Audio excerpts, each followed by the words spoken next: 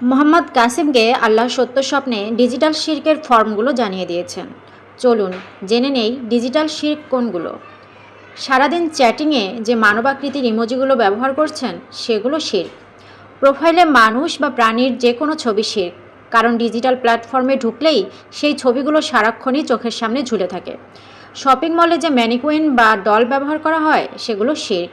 বাচ্চাদের খেলনা, পোশাক, কম্বল, বিছানার চাদরে প্রাণীর ছবি শিরক। যে কোনো প্রসাধনী বা খাবারের প্যাকেটে মানুষ বা প্রাণীর ছবি শিরক। রাস্তায় বড় বড় বিলবোর্ডে মানুষ বা প্রাণীর ছবি শিরক। শোপিস বা স্মৃতিস্তম্ভের নামে যা তৈরি করা হয় তা শিরক। কিছু লোক তাদের বাড়িতে সেলিব্রিটিদের ছবি ব্যবহার করে, তবে এটি অনুমোদিত নয়, এটি শিরকের মধ্যে পড়ে।